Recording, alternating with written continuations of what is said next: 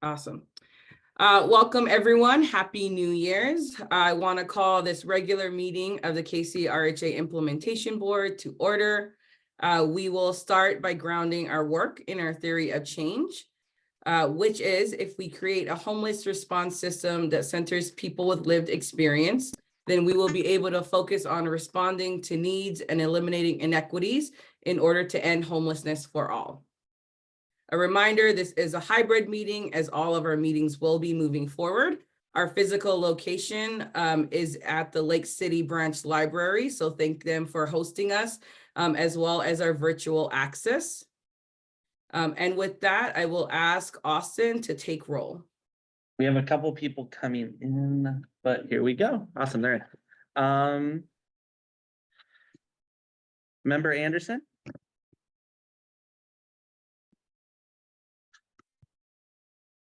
Member Caminos? Here. Chair Carvalho? Here. Member Shalmanak? Here. Member Moritz? Here. Member McHenry Jr.? Member Patnow? Here. Member Brandon? Awesome, is in panelist. We'll move, are just promoting up, so we'll call back. Member Ready? Here. Member Floyd?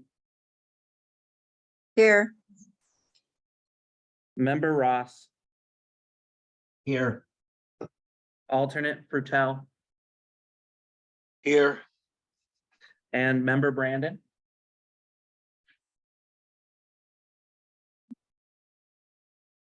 Here. Chair, we have a quorum with 10 present. Awesome. Thank you, Austin. Moving on to our land acknowledgement. We acknowledge that King County is located on the unceded traditional land of the Coast Salish peoples.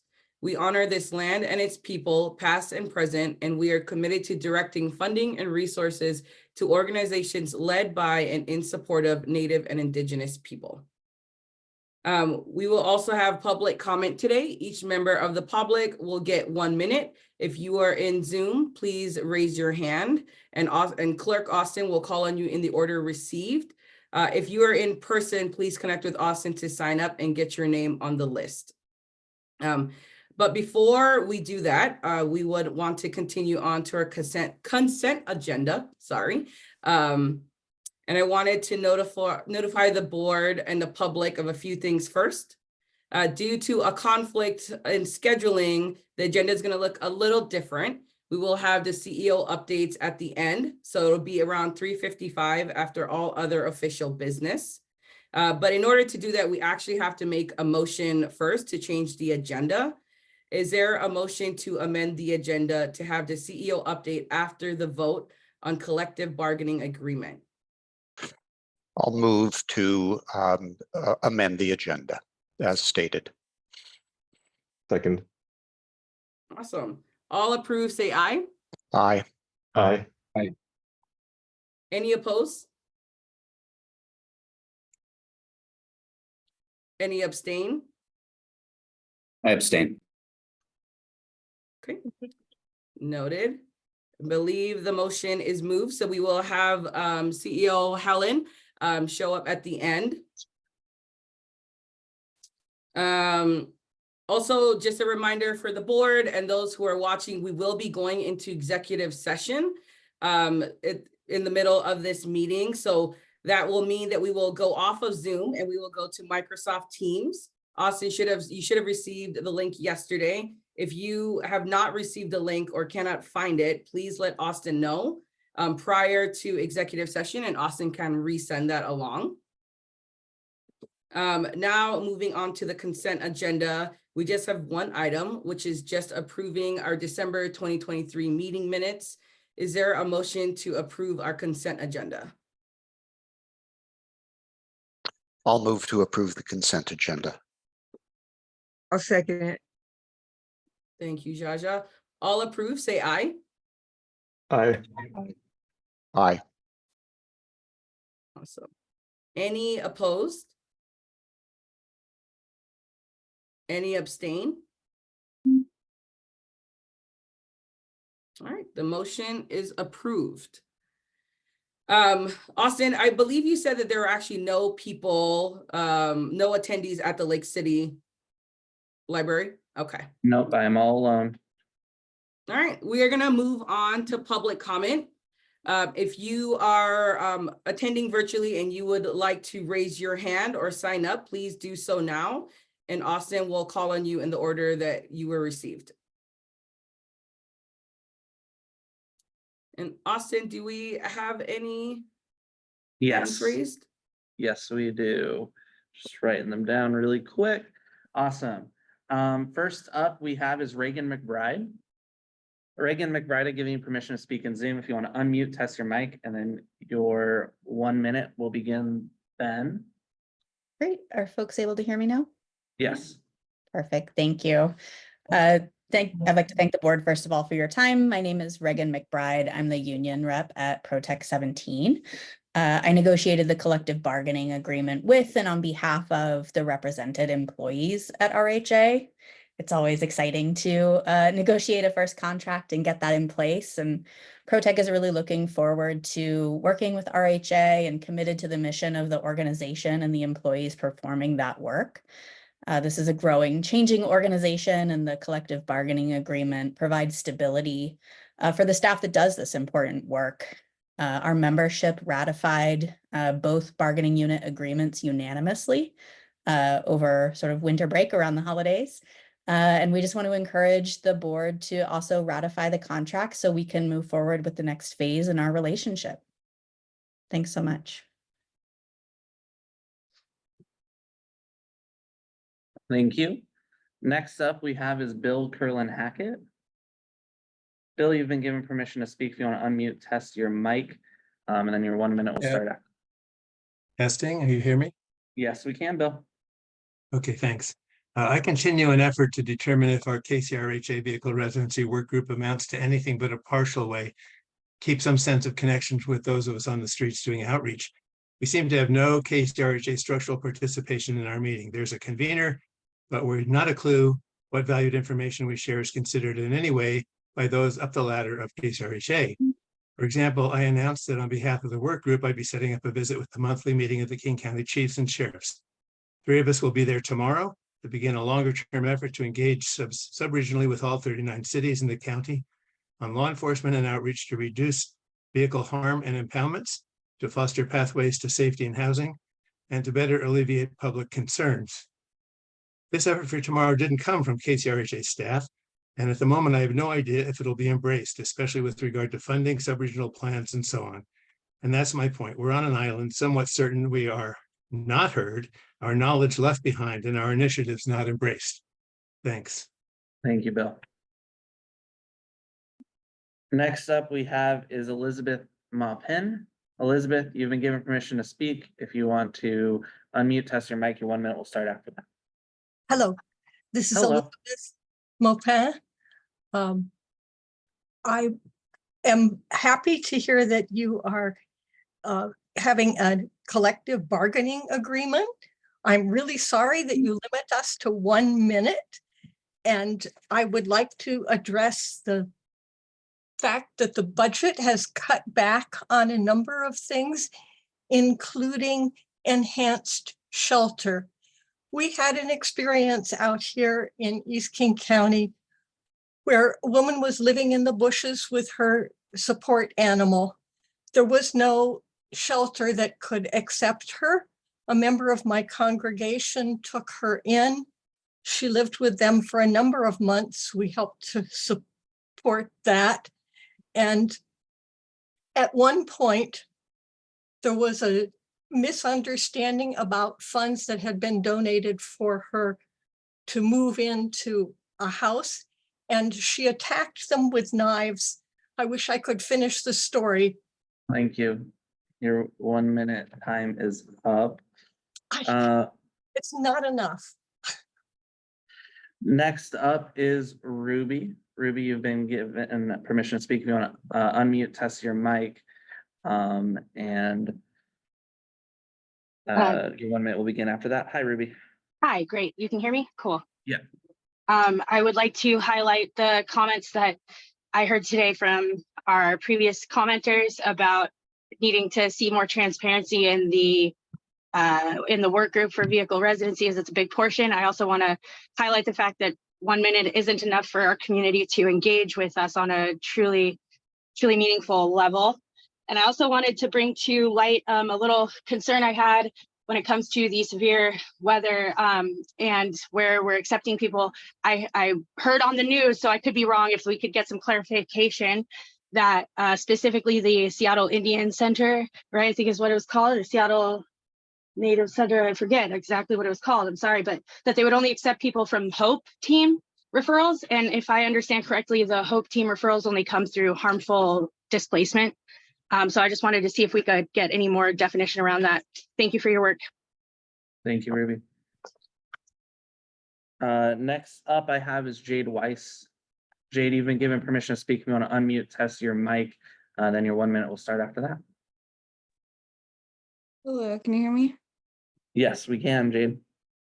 Okay, thanks. Good afternoon. I'm Jade. I'd like to say just real quick, thank you to the RHA and the service providers and folks on the ground who have activated Tier 3, although I would echo Ruby's concerns that she just spoke about, and I would like to hear more about that as well. But I did just want to take a moment to honor and acknowledge the folks doing the work each day, the support staff, outreach workers, those handling emergency housing referrals, serving meals, and providing warm clothes and emergency items.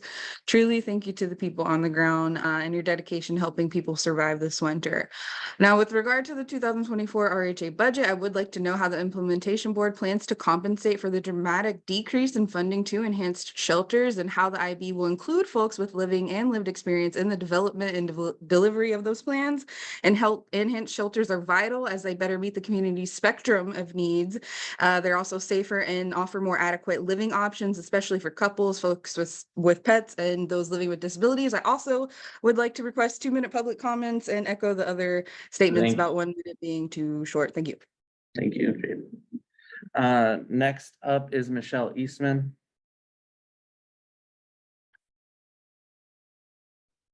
Michelle, if you would like to test your mic, and then your 1 minute will begin after that. Austin, can I just real quick, just because I know that we are ahead of time, and I'm hearing everyone say that they would like more time. We do have 15 minutes. We are ahead of agenda. If there are no opposition from the rest of the board, I'm happy to extend the time until 2:30, which is when we will be hearing from James and Tiffany.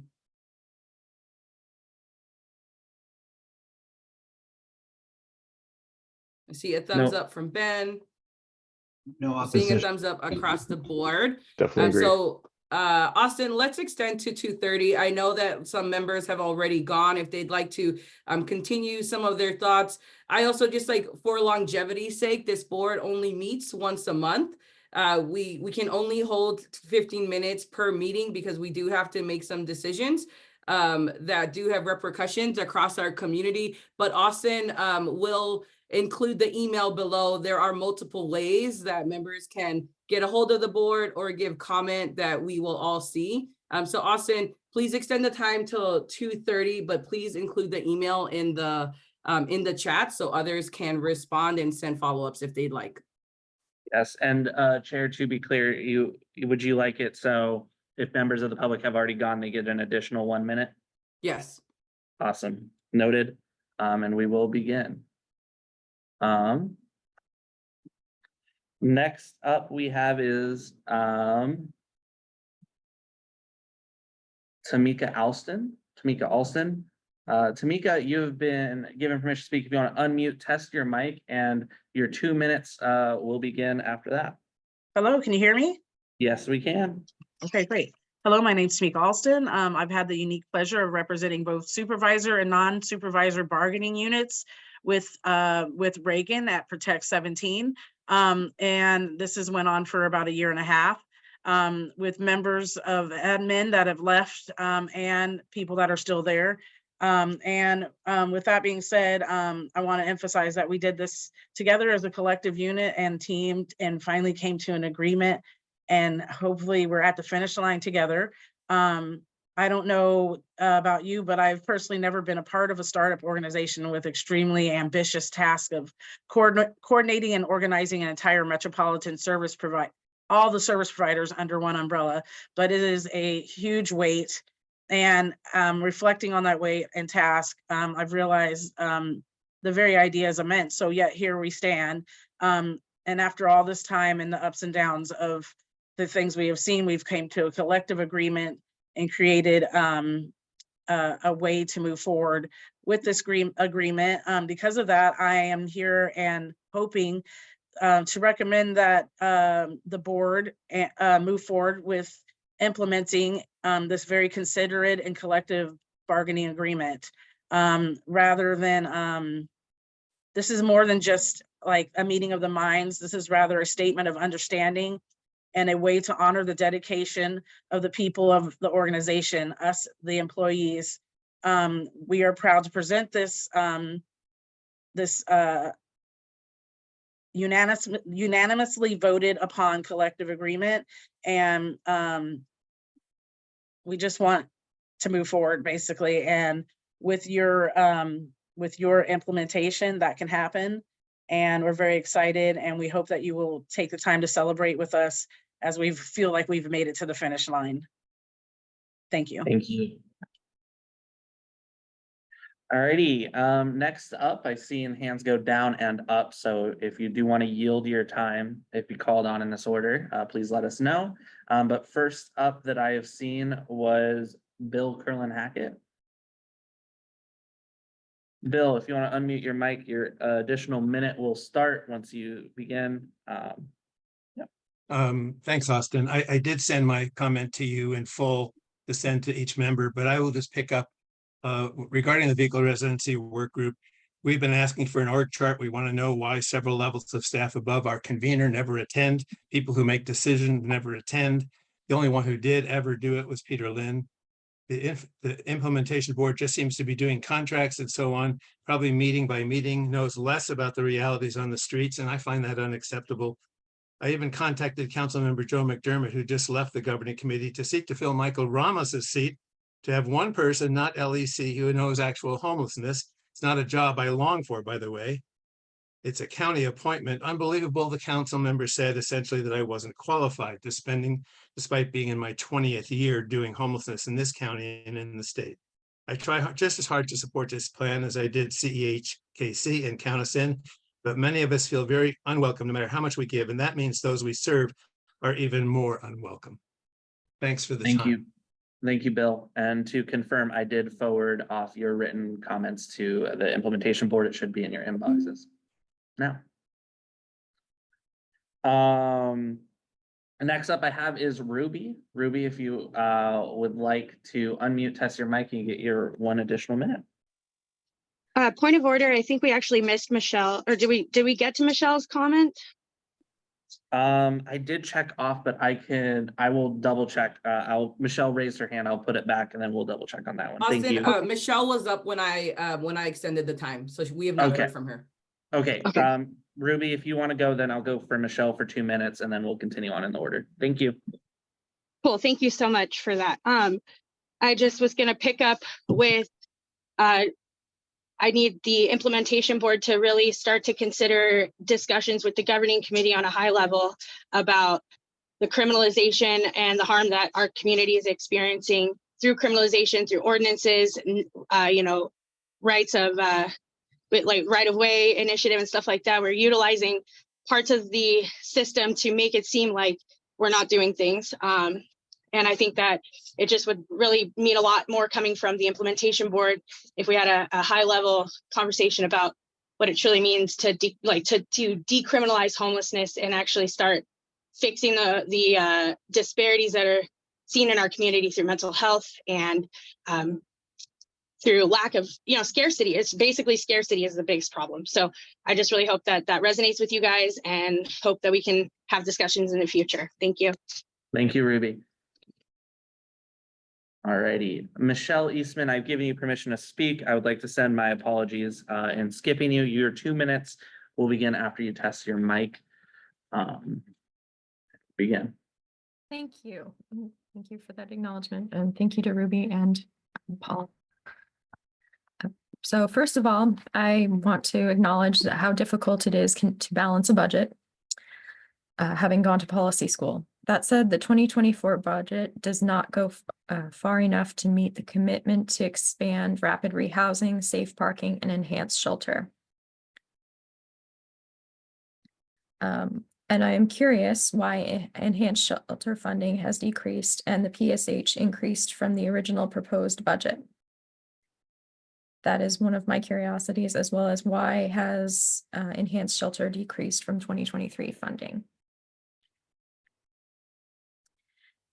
Lastly, I would also advocate for a more inclusive and open process for our continuum of care's homelessness response and continued increasing of the public comment to 2 minutes, because this allows for more robust comment, even though I'm keeping mine to about a minute here today.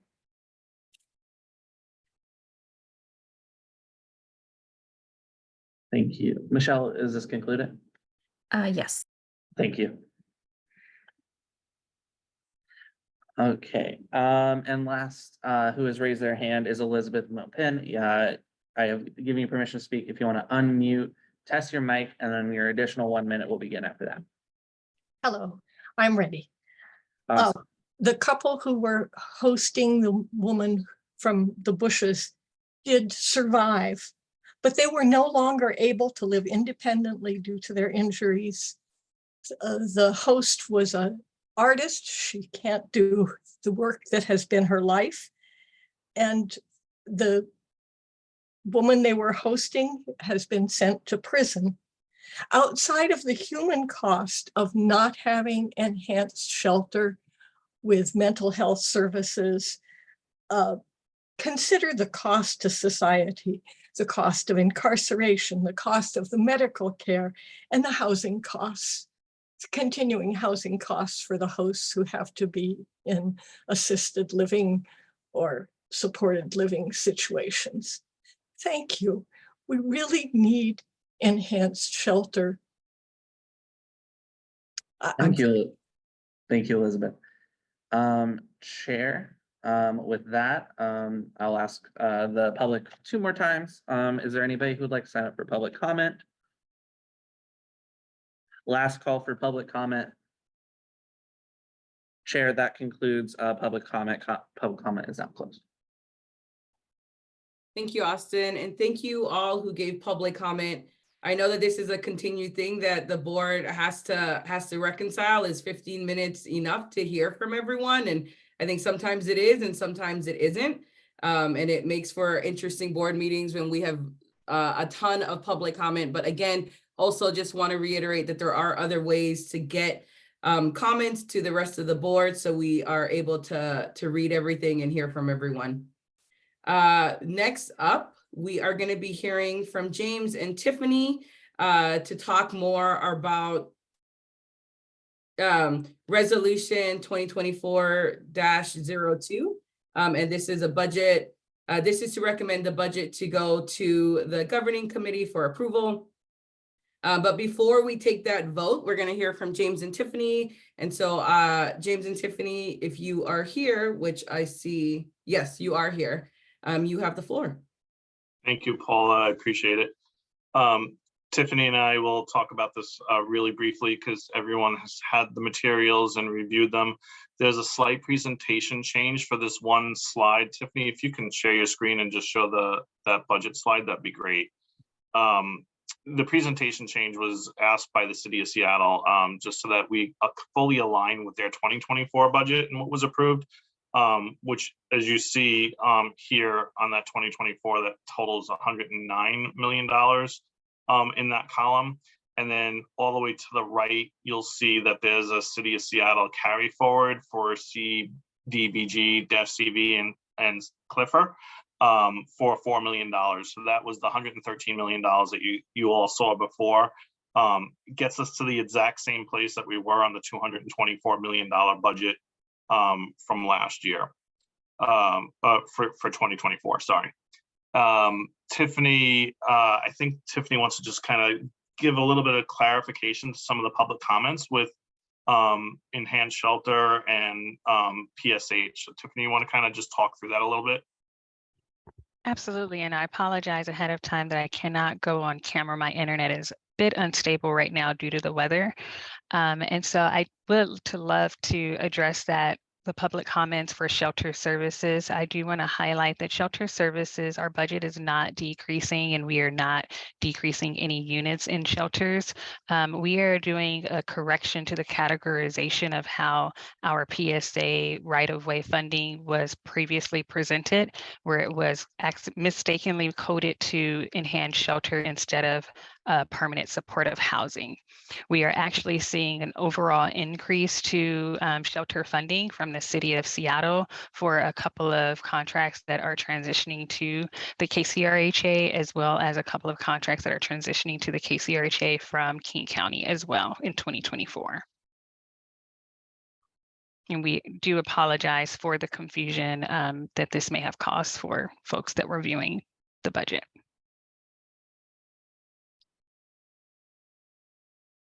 Thank you.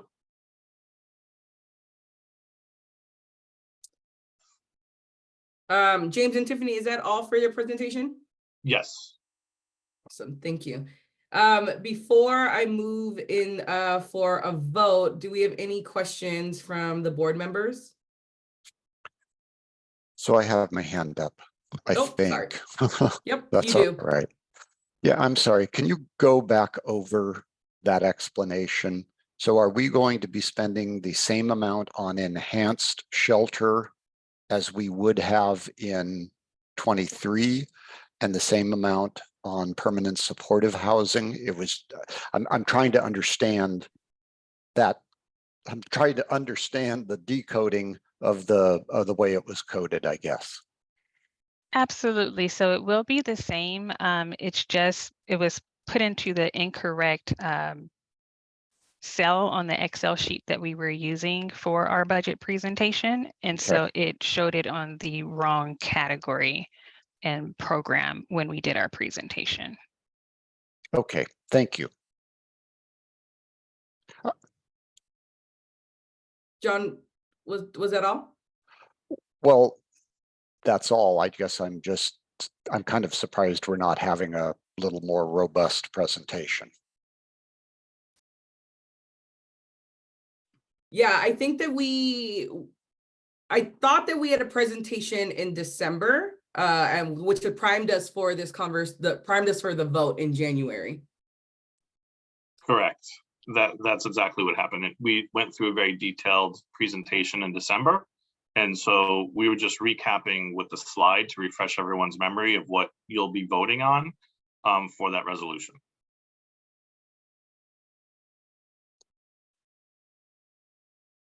Can you So, see my, oh, I'm sorry, go ahead, John.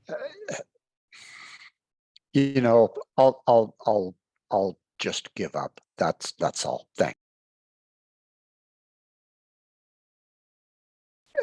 You know, it just seems sometimes you get other people who tune into government meetings, and we did have a robust discussion regarding the budget.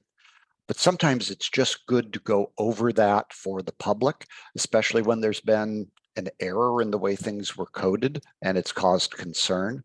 It just, that sometimes it's not the board you're presenting to, sometimes it's the public you're presenting to. And I think that just makes us look, I mean, having a presentation like this on a budget, just, I just from my standpoint of having served in government, it just doesn't look, as both a staff member and as you know, an elected, it just lacks.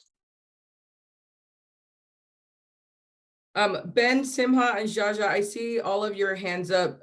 Do you have similar comments? Can I just go up? My hand went down because I Yep. talked over John. I just wanted to ask Tiffany, she said something about taking 2 new contracts going to KCRJ from where and what are they? We have contracts that are transferring over to us from the city of Seattle. We would have to pull the specific contracts and give you that information. And then we have about 4 contracts that are transferring over to us from King County this year. And are those included in this budget right now? Yes, they're accounting for when they're transitioning over to us. Yes. And so are they part of the housing, the PSH or the enhanced shelter, safe parking, or we don't know? You'd have to pull that. Some are in enhanced shelter, some are in, I believe, outreach, and believe another one is in villages. We would have to double check to get those specifics for you, but they're in a couple of the different programs. And so those are addendums to the budget that was already presented in December, but they're already included in the budget? No, it's not an addendum to what was presented in December. They were already included in the Okay, budget okay, presentation that was in December. okay. Thank you so very much. You're welcome. Yeah, just to clarify, like everything that was presented in December is exactly the same. The only change in presentation was the city of Seattle wanted us to be aligned with their 2024 budget. We had originally included the carry forward funds in that one column, and so all we did was separate out those 2 columns. But it's exactly the same. All the details on all the different shelters and the movement of funds that Tiffany talked about is exactly the same that we discussed in December.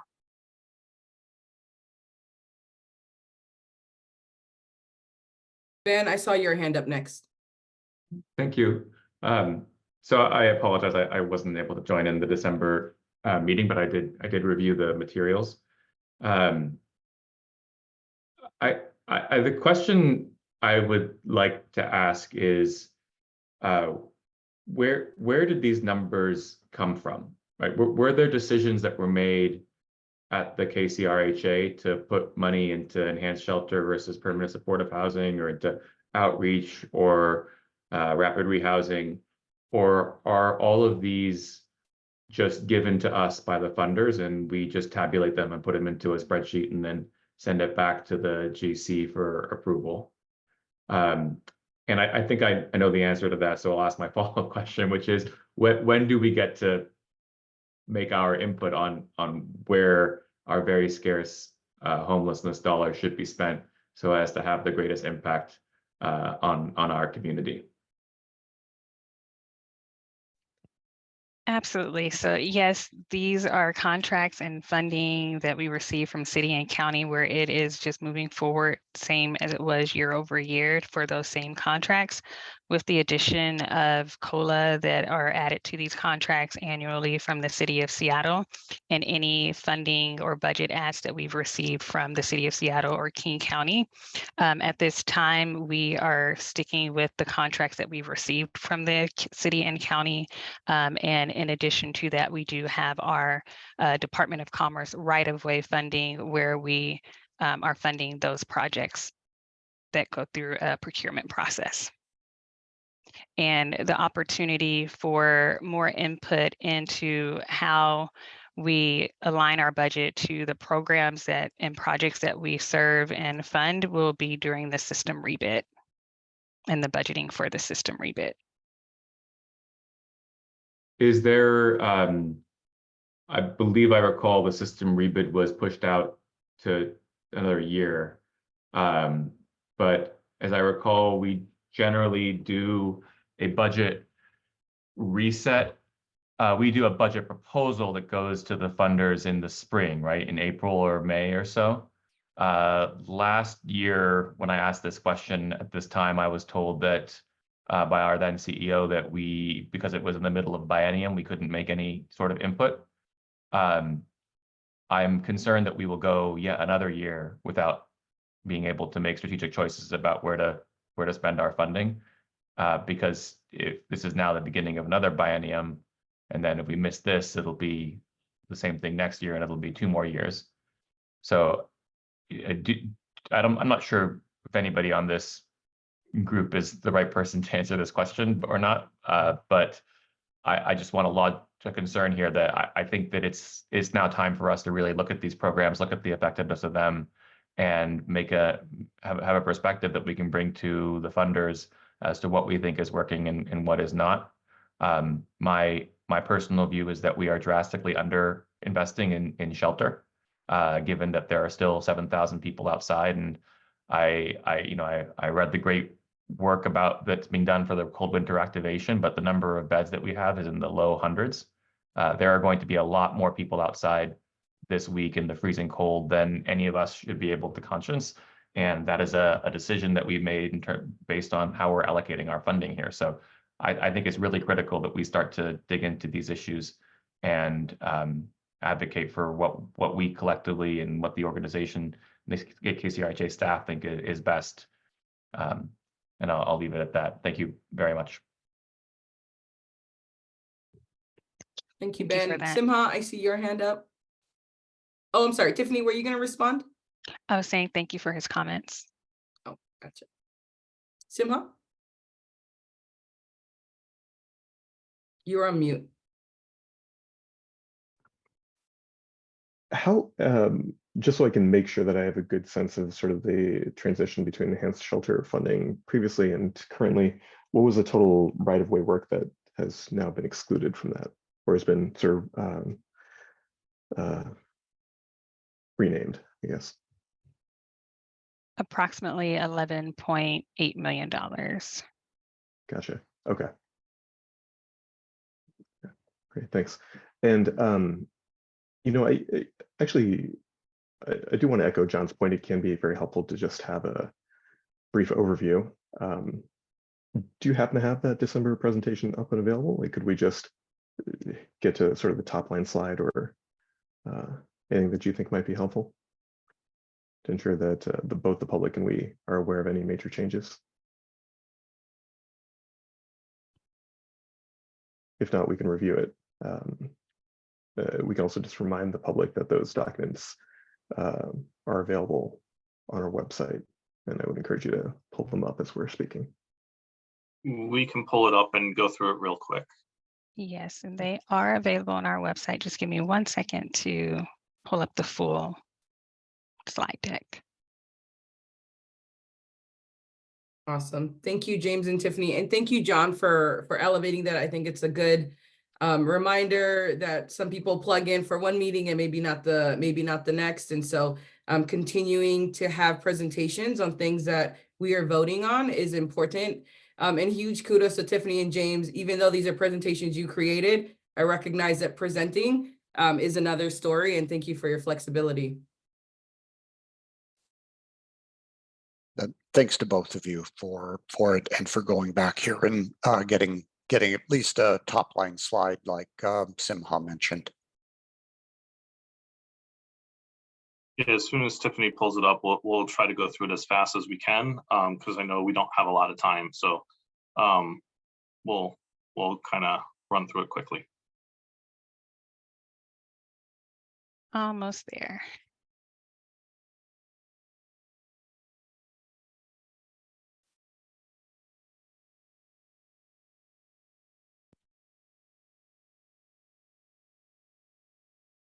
Simha, did you raise your hand again? And you're still on mute. All right. So I'll try to, I actually just wanted to also echo Ben's point. I think there's this real difficulty, right? Like you look at the overall budget and, certainly as a member of the public and before being on this board, I sort of saw the whole budget and was like, why don't we just put all this stuff exactly where we need it? And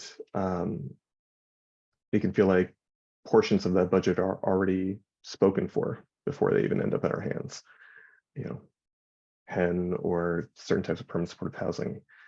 And there can be a significant disruption to operations by trying to shift in a major way without the support of a system rebid. But it's really going to be important in this coming year and in the spring to make sure that our priorities are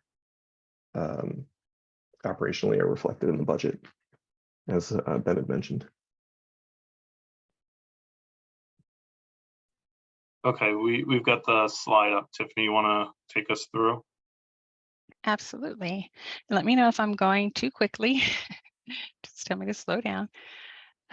In December, we presented the budget. We went over our 2023 budget, and then we went over our 2024 budget components, the timeline, and the proposed and final budgets, and then teed up the conversation for any comments or suggestions or recommendations that any of the board members had for going forward prior to us moving forward to the vote for this month's meeting. Our 2023 budget is $228 million. We broke it out by our program type, provided the 2023 funding award amount, inflation from city and county, and then the total funding that we received for 2023.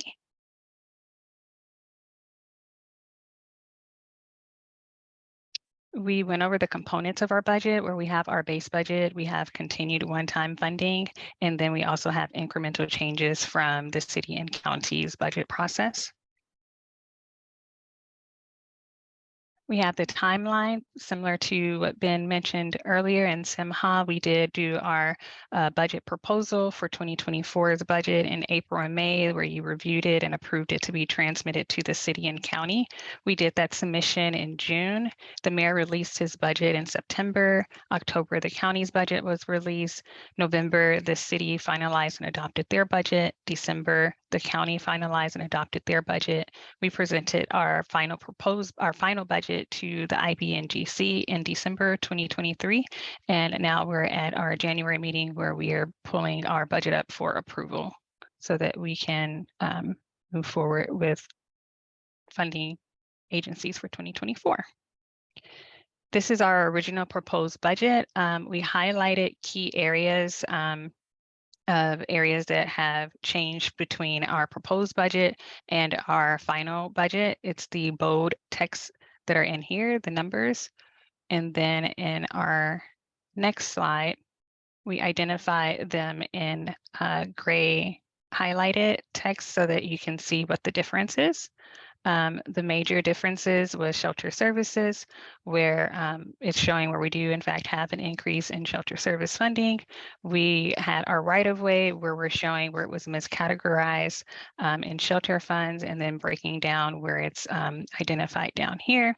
We also have our Medicaid billing reimbursement where we are showing that we removed that revenue source, and other miscellaneous changes that we made between our proposed budget and our final budgets once we had final funding approved by city, county, and the rest of our funders.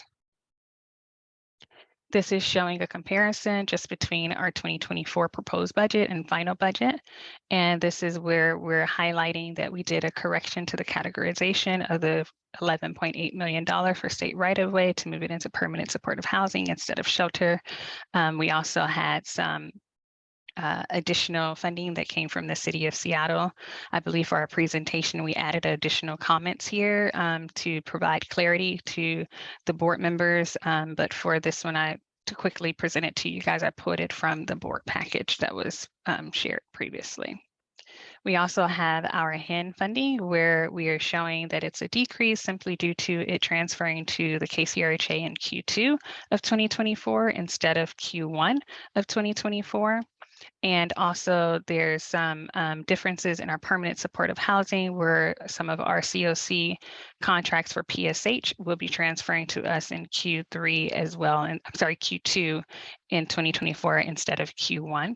And then it's also accounting for the funding that was recategorized from enhanced shelter. We are also highlighting additional funding that we're receiving. We have RV storage program that is coming to us, and then we also have a transfer of a village contract that is transferring to us, and then showing the reductions in what we proposed previously versus what we currently have, and removing the Partnership for Zero funding for the wind down and of the program, and then also the rental assistance that will be continued for clients that are currently being served by that project. Here is the 2023 to 2024 comparison, and it's just going a little bit more into detail. It's the same shifts that were identified on the previous screen, just with a little bit more details so that it's giving everyone a clear understanding of what's going on with these shifts, and everyone's aware of how things are moving around or increasing or decreasing within the organization. We are in the process and continue to diversify our funding. And so we were highlighting that we have an increase in HUD funding for our continuum of care funds. We also are anticipating up to $2.5 million in philanthropic funding to come in this year, as well as an additional $22.8 million from the Department of Commerce. However, these funds have not been secured as of yet, so we are not including them in our budget presentation as secured funding.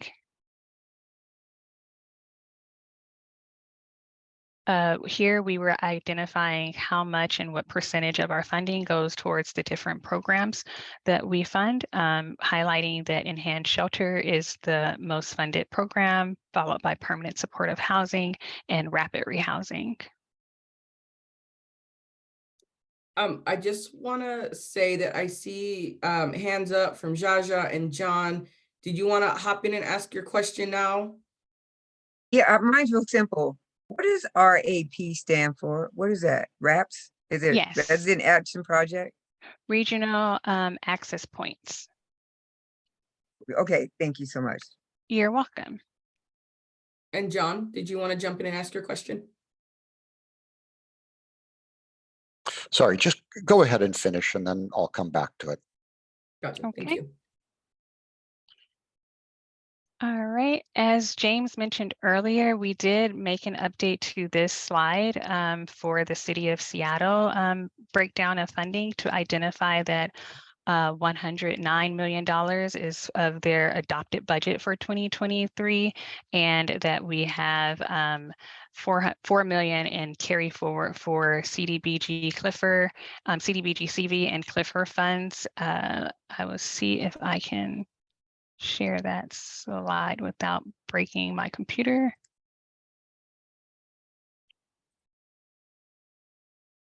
Can you see the shift in slides that I just did? Yes. Okay, perfect. Thank you for that. So that slide has been updated for our Schedule B for City of Seattle funding to identify that $109 million is a part of their 2024 adopted budget. And then we have $4 million in our 2023 carry forward budget for a total funding from City of Seattle of $113 million.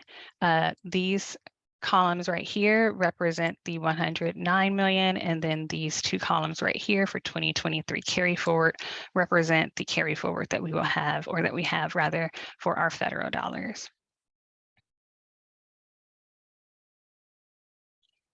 And this is a breakdown of our King County funding, just highlighting that it does include HIN, and with it transferring to us in Q2 of 2024. Then we have a breakdown of our other fund sources, which includes our North King County interlocal agreement, philanthropic funding, continuum of care from HUD, and Department of Commerce right-of-way funding.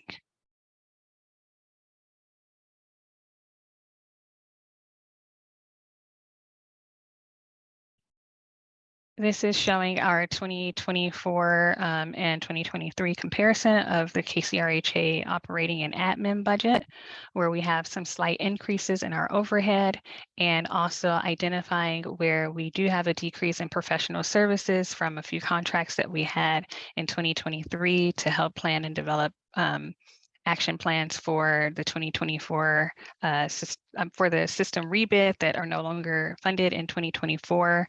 And then also we are identifying where we are shifting our bid focus HMIS contract of $1.2 million from our operating costs to align it to how it is coded with our funders, which is now under programs and system supports for our programs. And then again, this is the slide that is our final budget, but it's been slightly modified, as James mentioned, to separate the City of Seattle's 2024 funding to show their adopted budget. And I will go back to the other slide so you can see that one as it is now. Oops. To our final budget, where it's the City of Seattle final adopted budget for 109 million, King County's budget 35 million, North King County ILA 249,000, Continuum of Care 60 million, Department of Commerce 14 million, philanthropic and other funding 150,000 for a subtotal of 220 million. And then when we add in our carry forward of 4 million from the City of Seattle, it gives us the same 2024 budget that we previously submitted for $224 million.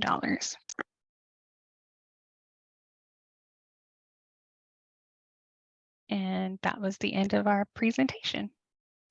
And I don't have a question, so you can pass by. Awesome. Thank you, Well, I John. take that as I answered it for you, hopefully. Tiffany, you did. Thank you so much. I'm glad I let you go. Okay, thank you. Ben, I see your hand is up.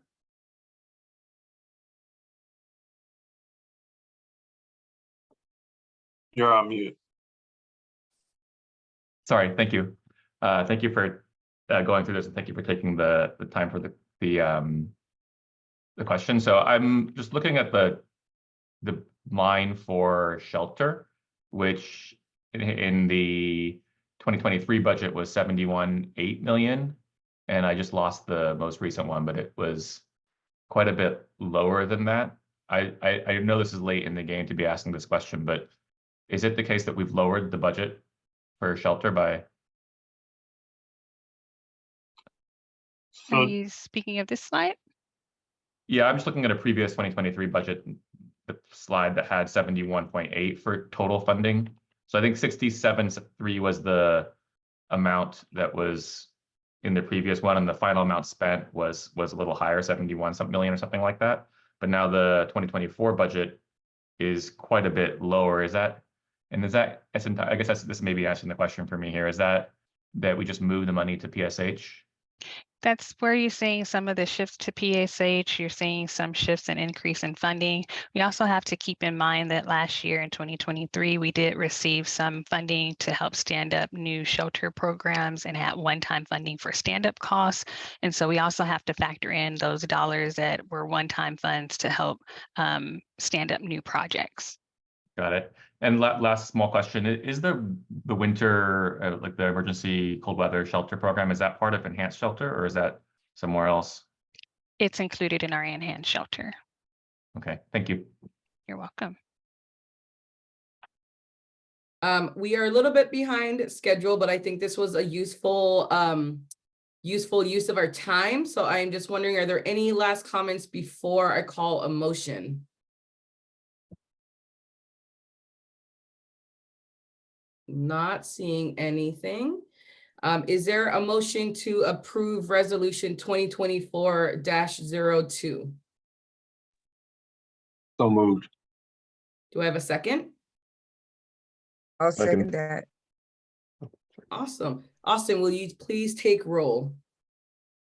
Absolutely. Member Caminos, Yes.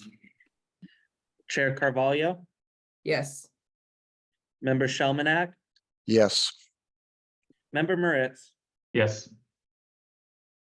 Member Patna, Yes. Member Brandon,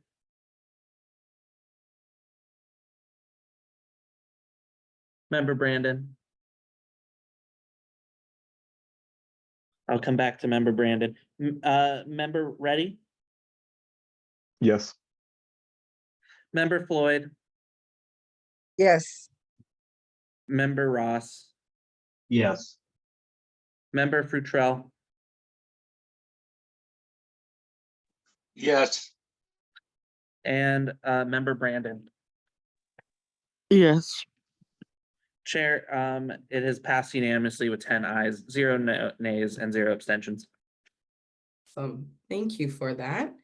We have two more things before we go into exec session. Again, if you have not been able to locate your Teams link, please let Austin know now so you can get that sent and we can kick off executive session.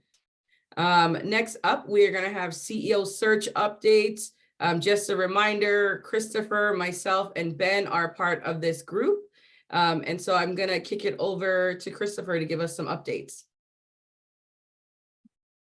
Thank you, Paula. I will keep this brief, but open to any questions if you have. So as you know, we kicked off this several months ago. We actually, after going through a formal RFP process aligned with a national search group, NPAG, just for the record, that stands for Nonprofit Professional Advisory Group. We have an excellent account lead and an account team led by a gentleman on their group called named Julian Jackson. It is a large cross-functional search committee team comprised of quite a few members, but what we've also done is we've streamlined the process in the month of December, and we created an internal work team, a CEO search committee, and that project team consists of Lindsay Garrity, Callie Knight. Callie Knight might be a new name for some of you. She recently stepped into position and was replacing Sarah Dickmeyer in the King County Executive's Office. And then board member Ben Merritt, board chair Paula Carvalho, I'm sorry, and myself. So that sub-team is also partnered with Austin on behalf of the RHA, and we have committed to meet weekly and stay carefully on track working with NPAG and also keeping all of the many stakeholders involved and informed. And then to give you kind of a more detailed update of where we are with the project to date. So we finished up the initial draft of the job description, which is really the jumping off point. To get to that job description, there was an extensive number of interviews that NPAG had with many of the board members, RHA staff members, other individuals, and really helped consolidate all of the best attributes and create a more contemporary job description, since the original one that was drafted for the position was from many years ago, and it was also when it was more in a startup, and now that it's a more mature organization, this job description reflects that and the complexity. And then that job description was sent out to the advisory committee and pushed out to everybody to provide feedback that sits on the CEO search committee. And we kept the door open for feedback because we know we were doing it over the holiday season, which is just unfortunate, but we really were committed to try to keep this process moving. The final round of feedback was provided to us. Our deadline was actually this previous Monday, so January 8th, 2024. And then that information, the final feedback, has been sent back to NPAG to go ahead and incorporate those feedback notes, integrate them into the final job description, and send it back to us. And we will do a one last check for understanding with the larger CEO search team later in the week and get it off to everybody so they can have a final pair of eyes on it and know that we picked up all the changes. And then during the same process, during the same week, the week that we're in right now, kind of hard to believe because it's all happening so quickly. We're also taking a hard look and revising and giving feedback to their marketing strategy, which would also be called their ad strategy.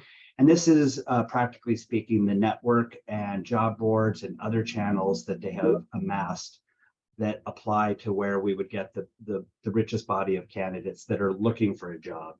At the same time, they are also assembling a large list of hot referrals and individuals out of their database that they will actively go reach out to. So this is being applied on both fronts, as all good national searches should. It's both making it as visible as possible and also tapping as many networks as possible.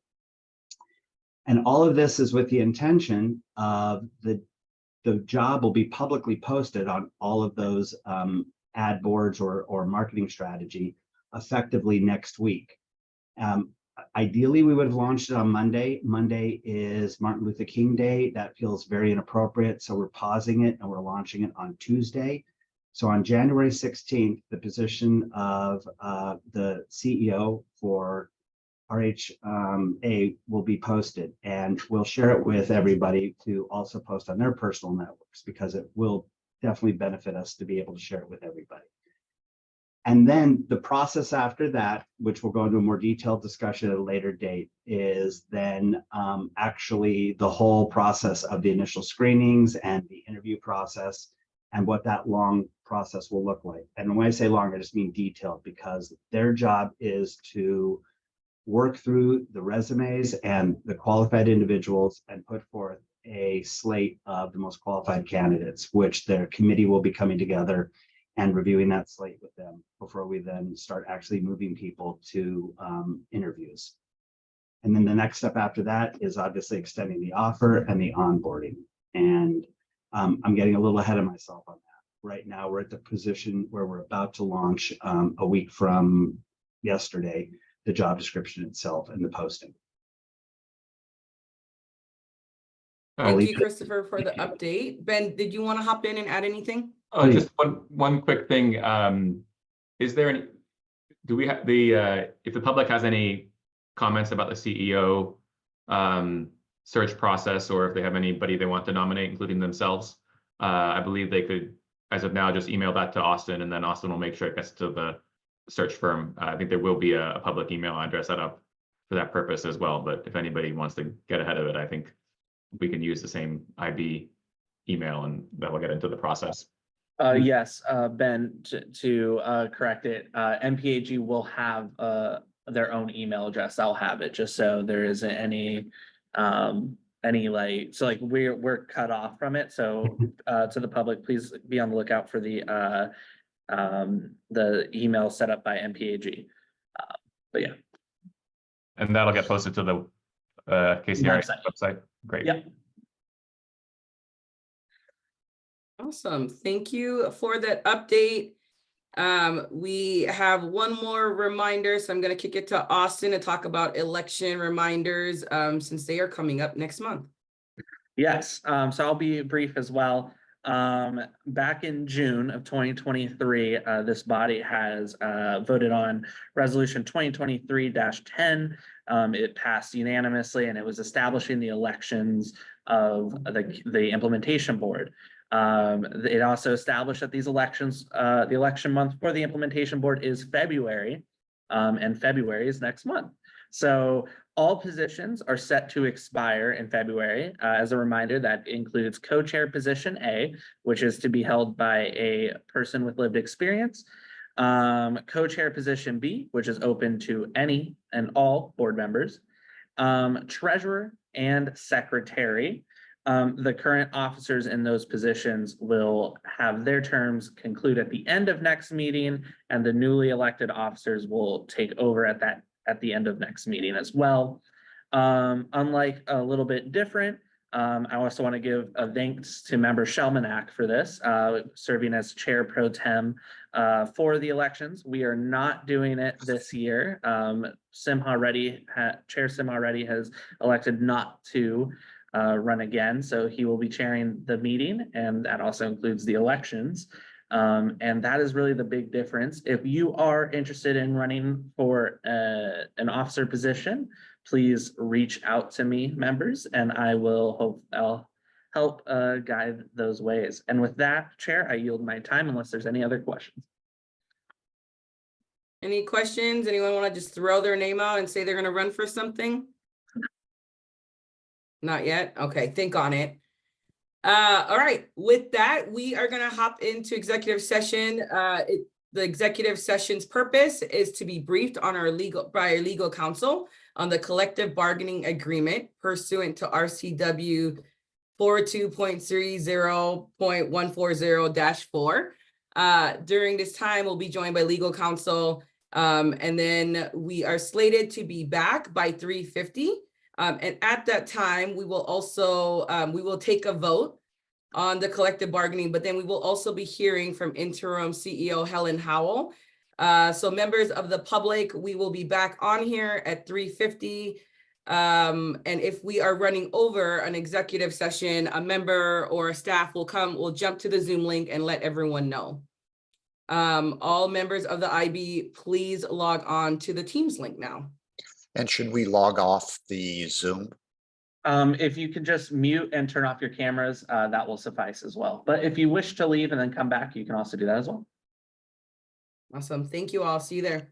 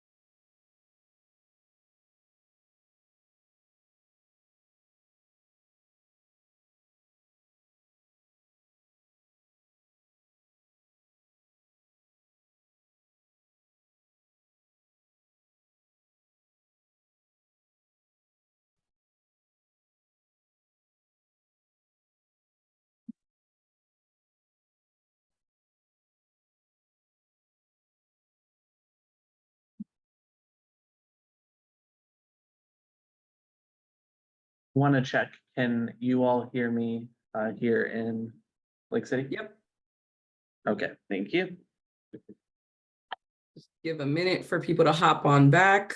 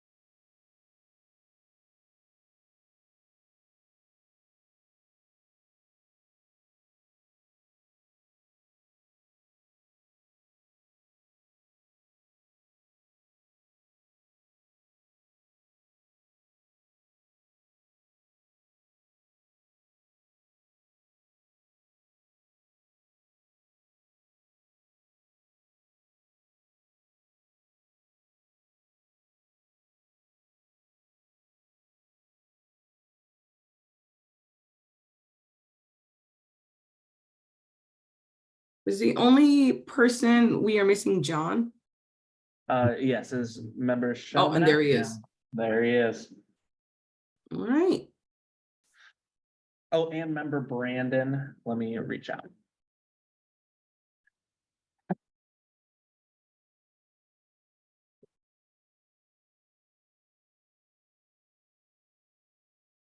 Austin, should we just go ahead and get started? You should, I will continue on with, yeah.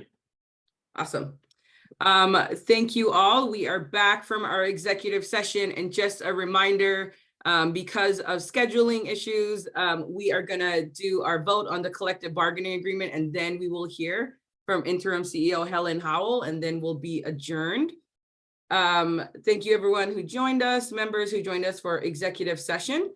We are going to now move on to a vote. Again, this is just a vote to recommend the collective bargaining agreement to the governing committee. And so the governing committee will also then have to vote on it as well.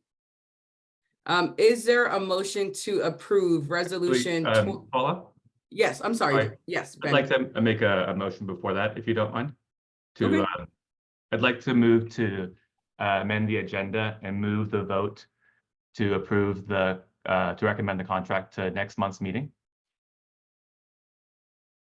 All right. Also, Point of clarification. Yes. Member Merritt, are you asking to table resolution 2024-04 until February meeting? Yes, thank you, Austin. Yeah, they wanted to make sure. Did I hear a second? This is John. I'll second that. Second, yeah. Awesome. Austin, will you do roll call for this motion? Yes. Chair So this Ferrari, would can be, I ask a question? Oh, yes. Does anybody want to speak to the rationale for the motion? So that for those of us who are going to be voting on whether to agree with it or not, as to why we need to delay. Good point. Thank you, Damian. I'd be happy to, if that's okay. Yes. The contract, I know, is the product of a lot of hard work, but it was only very recently released, and we have a large number of new members on the governing committee who haven't yet had a chance to really dig into it. And we just want to make sure that it's fully syndicated and that everybody has the time they need to understand such an important and document for the organization. I'll speak to the reason that I seconded it. It's a lot of what Ben says. I would ask a friendly amendment to it, and that is to consider it no later than the February meeting of the IB, which would allow us to do a special meeting simply to approve it. And I think it just gives people a little more time to have some questions that they have answered. does the initial motioner approve of that change? Yes, thank you, John. Thank you, Austin. May I just ask a question? I mean, I know that this is a recommendation to move it. If it is not passed, does that mean that we jump back to approving the actual motion, the 2024-04? Okay. Yes. Okay, so we have a motion, we have an amendment, and we have a second. And I think Austin has to take roll. Yes. We have some more So discussion, because I just want to ask a couple Yes, of I'm sorry. clarifying questions. How Yep. long has the document been publicly available for consideration? For GC members or IB members, since when? Can anybody answer that? I believe it would be the 3rd of January. So for 7 days? Okay. But Damian, the only follow-up is that many of the GC members were just appointed in the last couple of days. And I think the county members haven't yet been appointed, I believe. So it's just, this would be a very short window for them to be able to absorb it.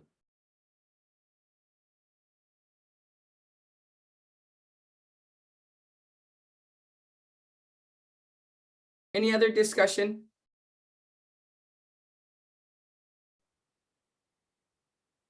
Okay, not seeing any, having heard a motion, a second, and a friendly amendment that was accepted. Austin, will you take roll? Yes. For the record, the vote that you'll be partaking is of a motion to table resolution 2024-04 to no later than the next IB meeting, which is February 14th, 2024. With that being said, Member Caminos, yay or nay? I abstain. Or abstain, that is an option as well.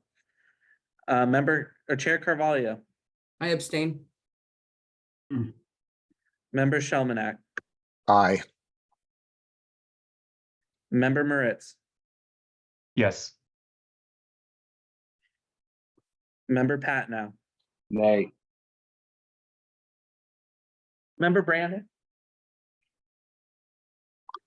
Member Brandon. I will come back to Member Brandon. Member Ready, Nay. Member Floyd, Abstain. Member Ross, Yes. Alternate Frucho, Abstain. and Member Brandon. Aye. With that, the motion passes with 4 ayes, 2 nays, and 4 abstentions. It will be tabled to the February 14th, 2024 meeting.